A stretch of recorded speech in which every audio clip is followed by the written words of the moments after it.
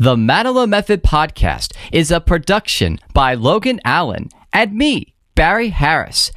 Earlier this week, we released part 1 of our album discussion episode on the 1980 Barry Manilow studio album, Barry. If you haven't had a chance to watch or listen to it yet, you can go back and check it out right now. That discussion ran long, so here now is part 2 of our conversation.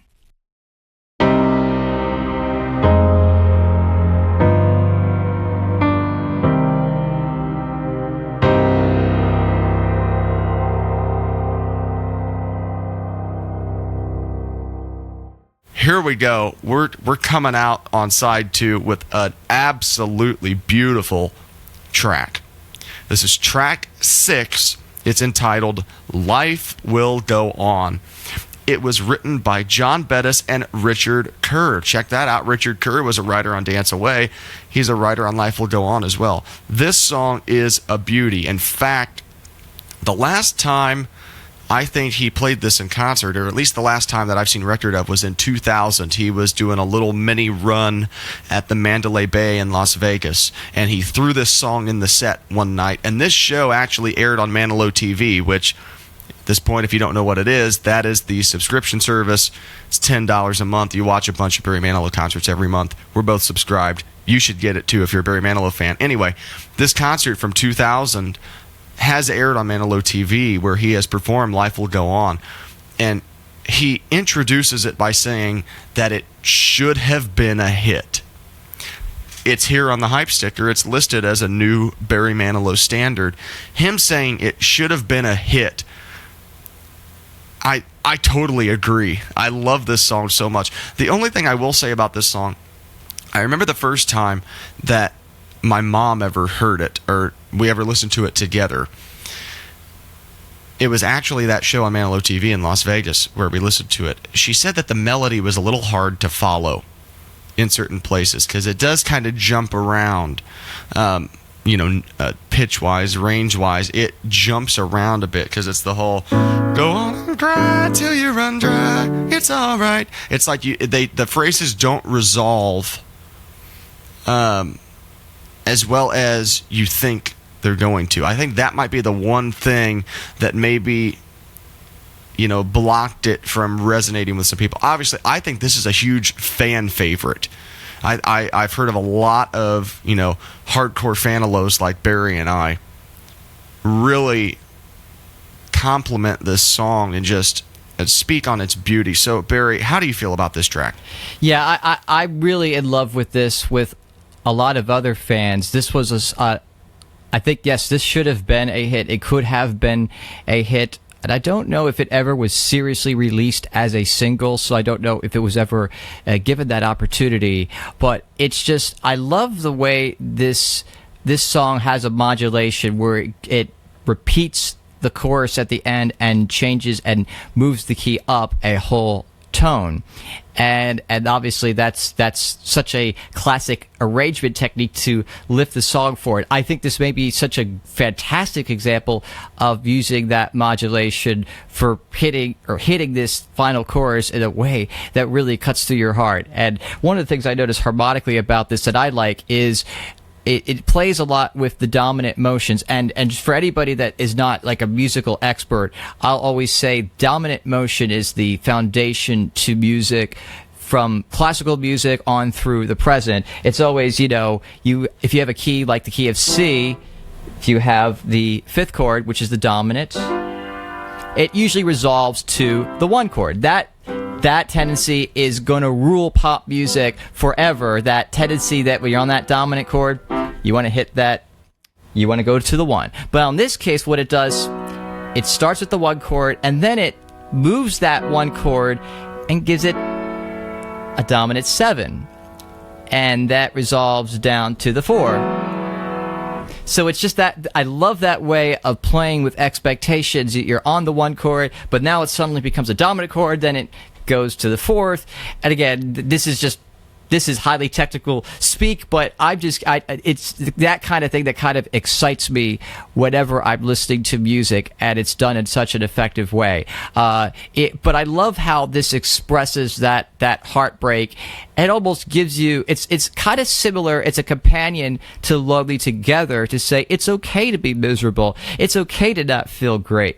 That's okay. And that's the real message of this song. And I bet this has been a cathartic listen to so many people going through romantic difficulties. I'm sure this is the perfect song to put on and really feel all the feels.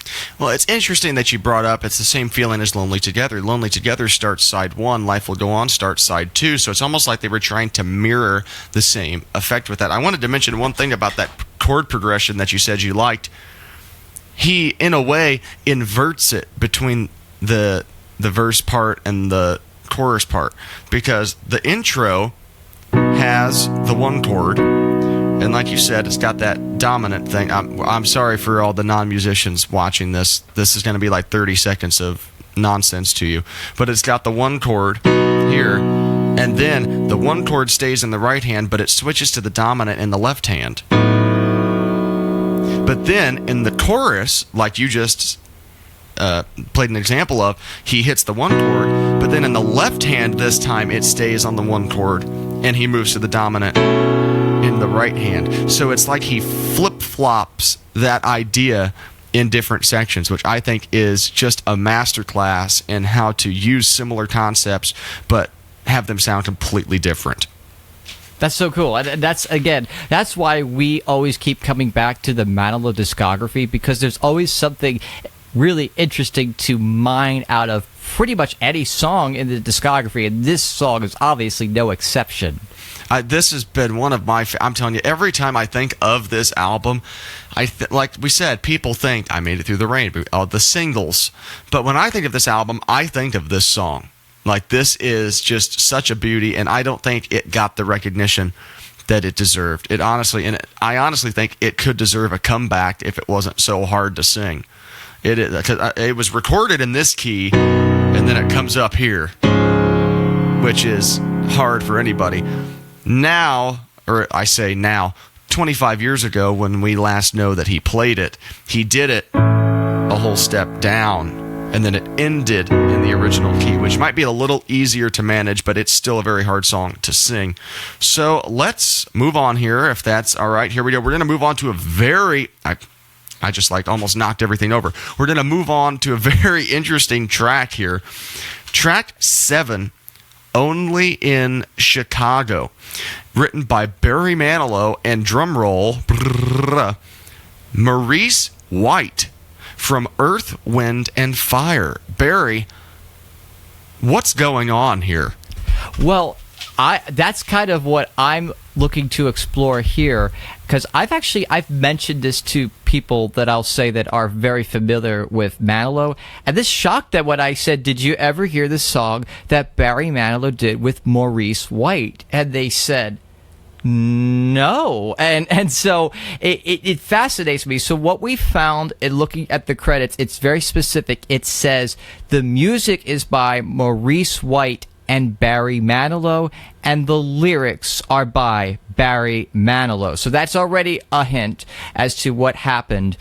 And in taking this song and breaking it down, I have a guess as to what I think happened. Put on the hat. Yes. I do not believe that Maurice White and Barry Manilow sat down in a room to compose this song together. They may have, but I've never heard that spoken about. That would be an interesting question to ask, but I'm assuming that they did not. What I think happened is the verse melody, I think, originated from Maurice White. It could have been a demo that he made that didn't have any words and was just simply solicited to Manilow to see if he wanted to work on it and finish it off. Because when we get to that bridge, all these modulations,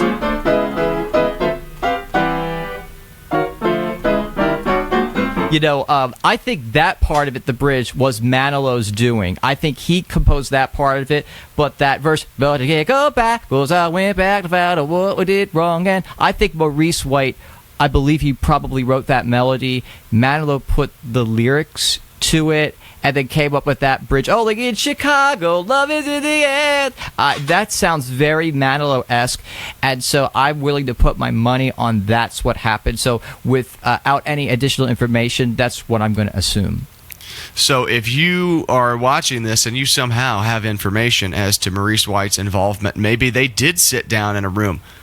Were you there? Like, let us know in our email. Please, again, just let us know anything and everything in our email address. So, something I wanted to talk about, up to this point on the record, this is certainly the wackiest arrangement up to this point. Really, really wacky. And coming out of Life Will Go On, a song that is kind of reminiscent of, like, even now, like, the classic Manilow sound. You come into this, you're starting out with this, like, honky-tonk sounded piano line, and going into, all, like you said, all these modulations that are happening, all these key changes just for a couple seconds. It's like, what just happened? It kind of comes out of nowhere, and honestly, I don't mind it. This is actually one of my favorite deeper tracks on this album, just because it is so out of left field. So that's all I have to talk about. I want to mention, too, that tack piano that you hear, that is Paul Schaefer playing that. Yes, it is. And the reason that is particularly notable is that it actually throws back to an earlier track from This One's For You, Jump, Shout, Boogie. Yes. Paul Schaefer plays the lead piano part on that particular record as he does on this. So I just thought that was an interesting parallel. Oh, yes. So Paul Schaefer providing some great piano licks on Manilow records. I'm all for that. I totally am too. And I'm so excited to see any other moments where he sneaks in where we don't realize it. All right. So now, speaking of wacky songs, I'm not sure you can get much wackier than this next one. This is a very interesting track for those of you who've heard it. If you haven't heard it, just do it. This is track 8, The Last Duet, featuring Lily Tomlin as a guest vocalist. This was written by, like, the dream team at the time. This was Barry Manilow, Bruce Sussman, and Jack Feldman. This is such a departure from everything Manilow has done up to this point. I would consider this borderline a comedy routine. Barry, what are your thoughts on this very unique duet? Yes, unique is a great word to describe it because, again, this is a part where I was talking at the very beginning of this episode about taking a left turn. This is probably one of the biggest left turns where your expectations of what you think is going to happen does not happen. Because I think, let's start with the title, The Last Duet. The irony here is that this was Barry Manilow's first commercially released duet.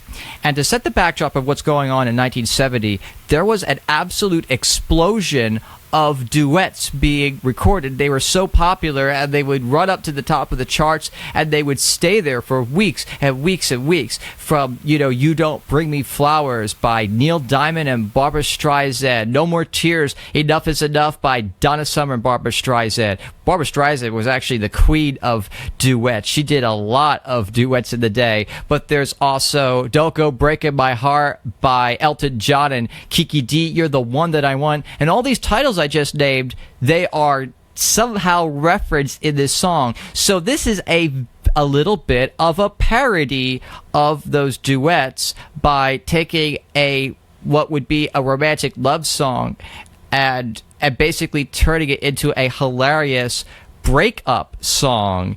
And so they're taking the whole form of the duet and inverting it on its head, but musically everything that's going on underneath it, this orchestration, is just absolutely hot. And to me, that's what makes it so funny, is that the music and even the performance is delivered deadpan and serious. That's what makes it so funny, because it's done so seriously. And yeah, this track, the more I listen to it, and I've actually now since gone on and played this for friends and other people, and they are just as fascinated by it, because there's nothing like this. Nobody dared to really make a commentary. And I could only imagine, and I'm curious to know what kind of pressure Manilow was under to deliver a commercial duet smash. And we know for a fact that this is something we know to be true, that there were attempts at duets in the past. When they were making the This One's For You album, they decided to attempt a medley of My Girl, the Motown cover of Motown song, into No One in This World, which was an original song by Manilow, to sing it with Melissa Manchester. That was recorded. And also we know that on the Dionne Warwick album that Barry Manilow had previously produced, but right before this album came out, that Dionne and Barry recorded a duet. They took a song that had come from the Lady Flash album called Never Gonna Let You Get Away. They recorded it as a duet, and it was not released on the album. So it's not for lack of trying. There were attempts, and for whatever reason, it just never was released. And like I said, I think perhaps there was a lot of pressure and then a lot of expectations as to which artist would sing that duet with him. But to make it Lily Tomlin and to do this, I think was just brilliant, to send everybody's expectations out the window. And again, this is why I think we respect Manilow as an artist, because he will play with the expectations that you have and won't deliver what you think he's going to deliver, and he's going to deliver something completely different. I think it would be interesting to find out. This was written by, the Copacabana team, Manilow, Sussman, Feldman. Which one of them had the original idea to do this? Like you said, kind of the parody of the top hit duets of the recent years at the time. Which one of them approached the others and was like, guys, I have an idea, hear me out? I would have loved to have been a fly on the wall for that conversation, because if it was Manilow, that would be hilarious, but if it was one of the writers bringing that to him, I would have also loved to hear that. So that's probably the biggest thing I would want to know about this song. Who originally had the idea to sort of take the concept of the commercial duet hit and just flip it on its head? I would be really interested to know that. I think that was probably Manilow, because I know in the way he's spoken about his writing with his collaborators, a lot of times he comes to them and gives them some ideas for songs or what he wants to sing about. So something tells me that he sat down with Bruce and Jack and told them what he wanted to write. And the one final note I just wanted to mention for this song, we do not have a credited bass player on this record, and I want to, on the record, take a guess as to who I think played the bass. I think it is Will Lee. It really sounds like his playing, and I would be incredibly surprised if evidence came forward that that was not correct. Well, I think our viewers that have followed us the past few episodes know what I'm about to say. Tell us in our email if you know who the bass player is on this specific cut. Now, we talked about Only in Chicago and the last duet being kind of wacky arrangements. Here we have a trilogy here we're completing. Track 9 with another wacky arrangement. This is track 9, London. Written once again by the Dream Team, if that's what we want to start calling them on the show. Barry Manilow, Bruce Sussman, and Jack Feldman. This is a very interesting track for a multitude of reasons. The first thing I'm going to point out is the intro. Very different coming out of the last duet. It's very different. This almost feels kind of Paradise Cafe. I mentioned that on the Even Now episode with I Was a Fool. Just this intro of him just singing this jazzy melody. It's very Paradise Cafe at the beginning. And I wanted to... This isn't necessarily a through connection, but just a similarity between this song and Only in Chicago. Some very out-of-pocket chord changes. Some things that you aren't expecting are going to happen in Only in Chicago and this song. So Barry, talk a bit about kind of the unorthodox music part of this song. That was a terrible way to phrase it, but talk about the music of this song. Well, so I think this, like we were saying, all the tracks past the first three were buried for a while, so they are hidden gems. This song, London, to me, is a masterpiece because it has a beautiful song that has a wrap around with New York winter, a very slow, as you said, a very jazzy kind of sound, and then it kicks into to a faster tempo, and then tells the story of what happened in London and the pen pal, the love that was left behind in London. And I think this was a very personal lyric for Manilow to sing, because what was happening at the time was his star was exploding in the United Kingdom. The reception he received there was unlike anything he had ever received before, and his popularity just continued to be on the grow. So I think that this was a very personal, deeply held love for the goodwill he was shown by the London audiences, and a way of saying how much he missed them when he wasn't with them. But what I really am attracted to in this song is the complexity of the rhythm changes. It's very Burt Bacharach-esque. I can see that, yeah. Because, to give a concept, most music that you listen to is 4/4 time. Every beat is 1, 2, 3, 4. Like at the Copacabana. It's just 4 beats to the measure. That's almost everything.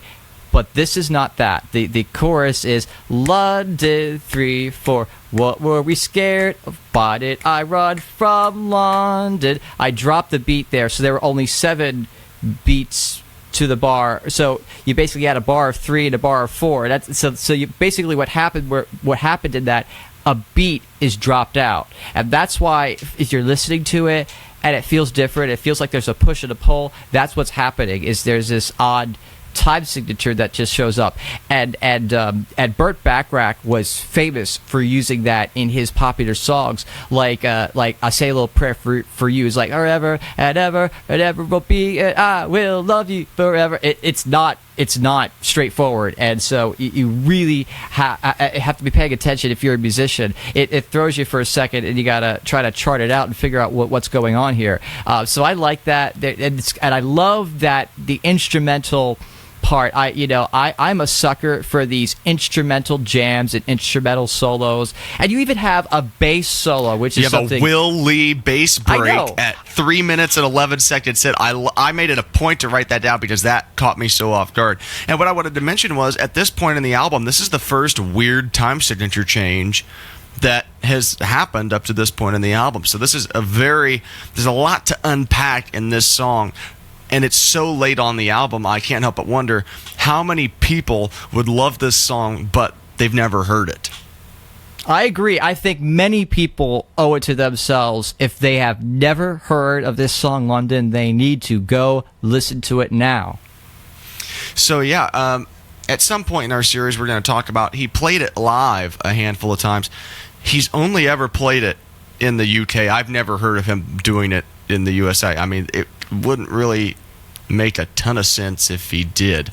Going back to Only in Chicago, I've seen that he has played that live. Yeah, my mom was there for that. That was actually the very first Barry Manilow convention that opened the Hot Tonight tour in 1983. Yeah, and my mom was there for the convention, and she was there for that performance, and that was a great show. Because I watched it on Manilow TV, and yeah, that was one of the rare performances of Only in Chicago. And actually, to quickly throw back to Only in Chicago, it was invoked once on the 2000 tour because Manilow started to sing the song My Kind of Town, Chicago Is by Frank Sinatra, and he'd hold that last note, My Kind of Town. And when he did the tour in 2000, when he hit that last note, My Kind of Town, Chicago, Chicago, Yeah, so he Wow. threw back to that in 2000. So, yeah, so these songs are alive and well in the Manilow universe. But going back to London here,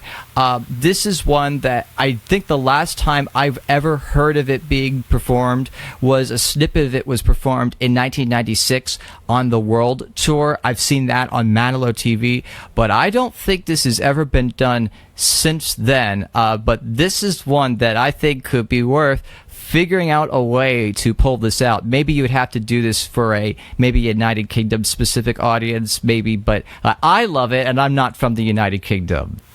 All right, yeah, it's such a great track. I love it so much. I wish he would bring it back in some form, but I know I'll probably never hear it because I'm probably never going to go to London. So from here, let's move on to the final track on the regular released track list of this album. It's an interesting cut here. It's called We Still Have Time. Here's another Dream Team song, Manilow, Sussman, and Feldman. This is from the Motion Picture Tribute. Barry, take it away on this track. Yes, so my father actually went into the theaters to see the film, and it is used at the end of the film. It's a movie that starred Jack Lemmon, and it is about a father who is estranged from his son, and he learns he has a terminal illness, and he decides to make an effort to reconnect with his son. So this is remarkable in that this is the first time Barry Manilow ever wrote for a film. Now, he did Ready to Take a Chance again, but he did not write this one. This was the first time he wrote for a film. And he really had an intention in his career, especially starting in the late 70s, that he would like to have a career to be involved in movies, whether writing, singing, or even acting, and that was something he got very serious about. So this was one of those doors into that world where he actually composed a song for an actual film that would be featured and mentioned prominently. He's mentioned on the, all of the advertisements, featuring a new song by Barry Manilow, and it really tugs at your heartstrings. This song. Sometimes you have to go for the Kleenex when you listen to this particular song, but when you listen to it, one thing that strikes me is the harmonica. Now, let's talk about that for a second. The harmonica. When you name the most famous harmonica players, the most well-recorded harmonica players, I can count on one hand those artists. So any harmonicas you hear out in the world of popular music or even soundtracks, there's just a handful of people producing that sound. One of them is obviously Stevie Wonder, and he was featured on a bunch of records playing it. He's one of the greatest harmonica players in the world. There's also Toots Thielemans, who is known for doing the Sesame Street theme song, but also Leave a Tender Moment Alone by Billy Joel. And finally, there's Tommy Morgan on harmonica, and he plays on this. He played from, I believe, the 1960s. He was a part of the Phil Spector Wrecking Crew, I think. I think he worked with Phil Spector, but I know for a fact he did work with Brian Wilson because he plays the harmonica on Good Vibrations. That's Tommy Morgan. Oh, wow. And to really flash forward in the discography, if you hear the song Just Remember as included on the complete collection and then some, it was a live performance from the Dorothy Chandler Pavilion, and in the middle, the bridge, there is a harmonica solo, and Barry Manilow says, Tommy Morgan on harmonica. And so with that, this is Tommy Morgan. I believe it's his first appearance on a Manilow record, and he continued to appear on many Manilow records, including A Christmas Gift of Love on I'll Be Home for Christmas. But these players, these session musicians, they just did nothing but play sessions, and they played pretty much all of them because they are reliable and they sounded great. They were worth their rate because you knew you were going to get a great take out of these out of these musicians. So I bet for someone like Manilow, it was a thrill to welcome a real legend onto the track. And of course, it sounds really beautiful. And again, going back to that country feeling, the lead into country, that prominent harmonica really gives you that feeling. Again, it's not country. We're not putting on the cowboy hat here. But this is, I think, the third song in the album that contributes to that lean into the country elements, and it's a really beautiful song. And I feel it's been forgotten, and I don't think it should be. I had never heard of the movie until this album, listening to this album. So I don't know how big a success the movie was, but obviously that would probably have something to do with the song not being very well remembered, because we talked about the first 3 tracks were the singles, everything else was forgotten. So not only is it at the end of an album where the second half is really not remembered very well, but was the movie very popular? I don't think it endured. I don't know the exact box office gross, but it was not a runaway smash. Like, I'll put it this way: in 1980, a movie like Star Wars: The Empire Strikes Back came out. We all know what that is. We've all seen it. I mean, I think most people here listening have seen it. Tribute, I bet hardly anybody's seen it. I think you might have seen it at the time if you were alive in 1980 and old enough to go to the movies, but that doesn't play on TV. I don't think there was a DVD release. I don't think it's streaming anywhere, so therefore it's going to be forgotten. And will it be one of those movies that is rediscovered and is a lost classic? I'll be honest, I don't know, because I really haven't seen the film, so I don't know. But who knows? Maybe one day this will show up on TikTok and start trending. I don't know. Because I would like to see it, but with that, I think we are done with the official track list of the album. There's just a small handful of tracks we still have left to discuss. As we mentioned, there are some outtakes that didn't make the final cut. Let's talk about those right now. Here we go. The first one we're going to talk about is a track called Gold Digger. It was written by the Dream Team: Barry Manilow, Bruce Sussman, and Jack Feldman. I'm telling you, the first time I listened to this song in the context of, this was an outtake from this album, I thought to myself, this is a totally different vibe. It is, I could see why it didn't make the final cut. It is a totally different vibe. Talk about your feelings on this track. Yeah, so this came out on a QVC bonus disc that was used to promote some of his releases in the 2000s. And so, well, actually, I should say first it was released on his website. So in the 2000s, Manilow started releasing, I believe it was on a monthly or bi-monthly basis, that he would put one song from the vault on his website. And this Gold Digger song was at one point featured on his website, and then it was later included in a CD bonus disc, and so it got a more official release. And I love these background vocals. I love the tempo of it. It's such a great song. However, I agree, it just doesn't fit the feel of the Denim album, the Barry album. So I can understand why this didn't make it, but deserved a second listen all these years later. So here was my thought on it. I was thinking, okay, I don't really think this fits the vibe of the Denim album. So I started thinking, what album would it fit the vibe of from this time period? And the closest I could come was maybe One Voice. Maybe. But even then, I wasn't fully sold on that. So this song is kind of in a vibe and sound of its own, which I thought was interesting considering it was put on the shelf and never talked about.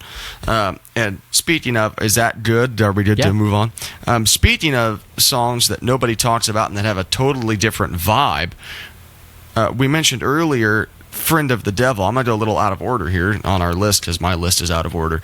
But Friend of the Devil is a very interesting track. It was written by Manilow and Adrian Anderson, which is a name that is going to pop up all over this stuff in this show.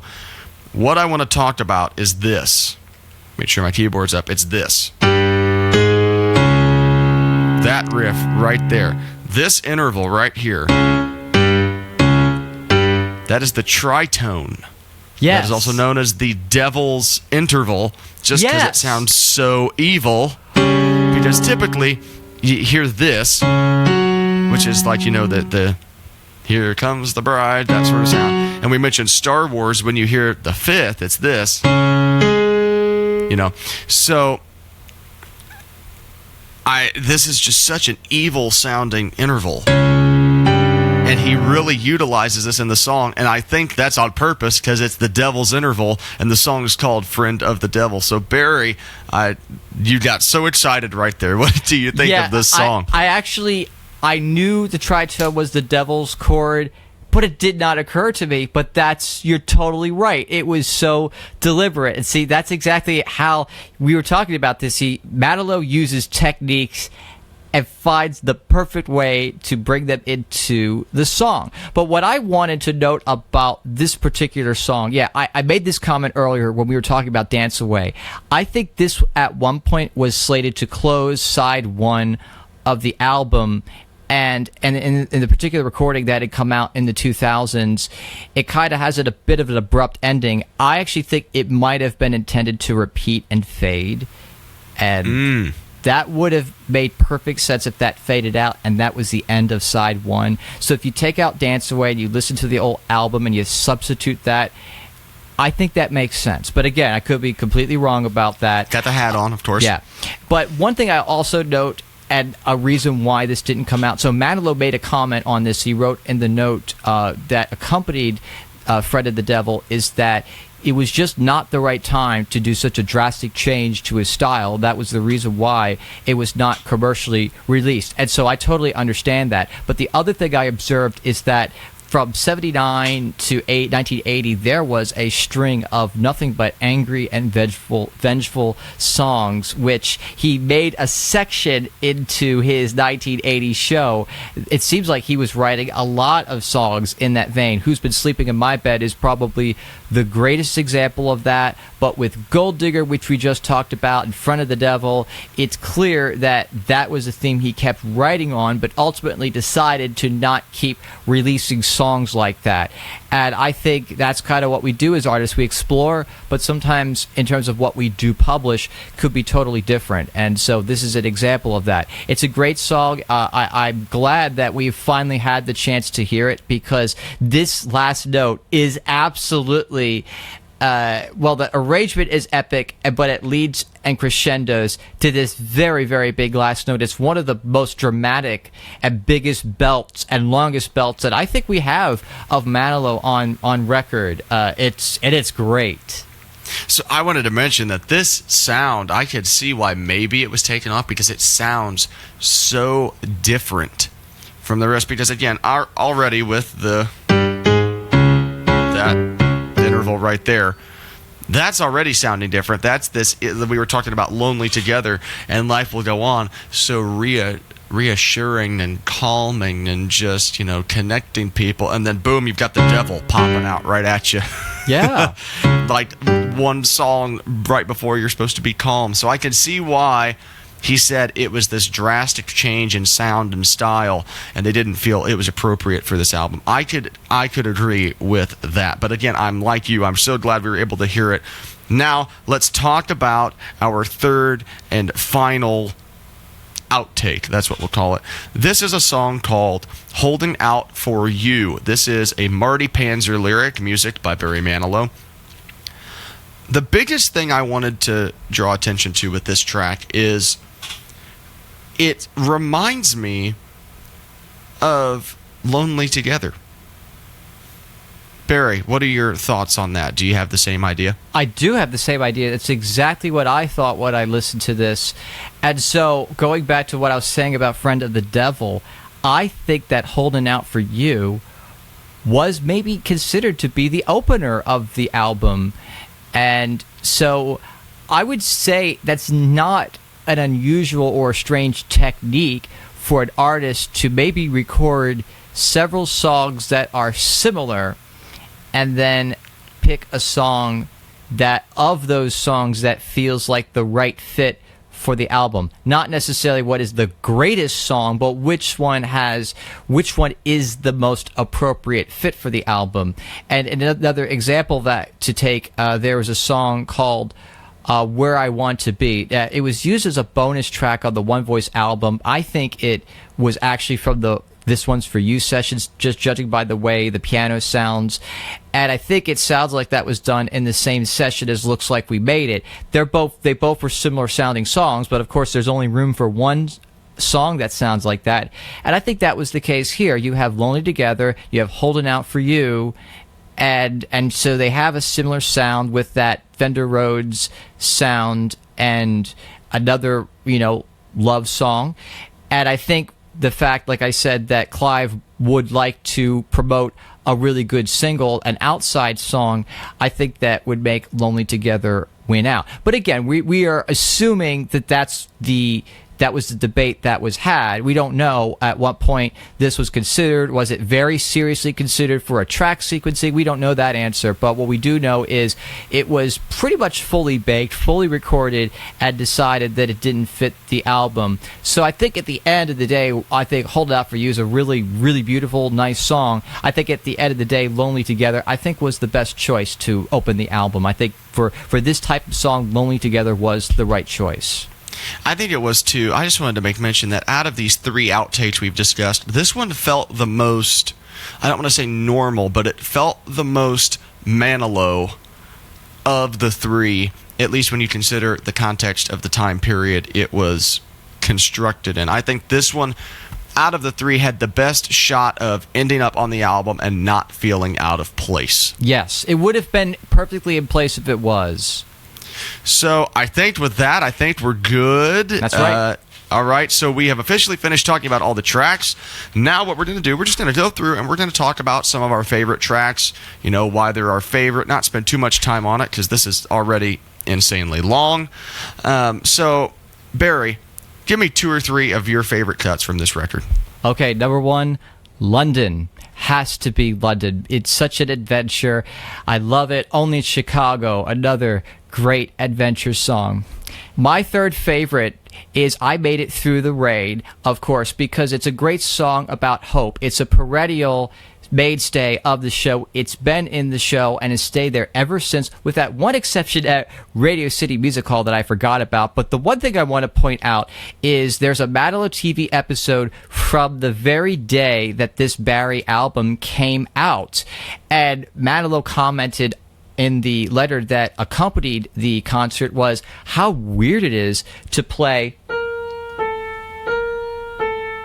and just have silence. When now, if he started to do that, everybody would be applauding and standing up. Yeah, but kind of eerie to see where it all started. And it's a great song, and of course, it rightfully deserves its place in the immediate forefront when you think of Barry Manilow's songs. I Made It Through the Rain is definitely one of the top ones for a very good reason. Okay, so here are my favorites here. I have to go with Life Will Go On. That's near the top of my list. That's been a favorite ever since I heard it, and I've just always loved playing it. I always love listening to it. I never skip it when it comes on. Only in Chicago, I think, is going to be my second favorite on this. Again, these aren't in order. These are just, the overall favorites. Only in Chicago, just because I love how wacky it is. I love how it comes out of nowhere with all of its craziness, and again, when it comes on, I can't skip it. I have to listen to the whole thing. And my last favorite of the record is Lonely Together. It's just a beauty. I remember when a few years ago, I had a resurgence in my love for Barry Manilow. That was at the top of my list of favorite tracks as I was taking my first real dive into the discography. That was one of my biggest favorites. So there are our biggest favorites. Let us know on our social media or our email what your favorites are. We'd love to hear your input. Now, Barry, we've hit a moment that I have come to really look forward to on this show. Too.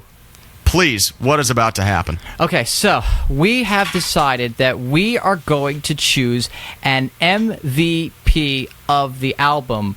We are going to choose one person who somehow contributed to the album, and there only is one rule: the MVP of the album cannot go to Barry Manilow. And so, because obviously he would be the MVP of every album, and yes, of course, that's absolutely true. But in this case, we're going to award it to somebody else. And I'm actually going to tell you something interesting, Logan. I had a thought about who I was going to go with, but after our discussion, I've changed my vote. So, whoa.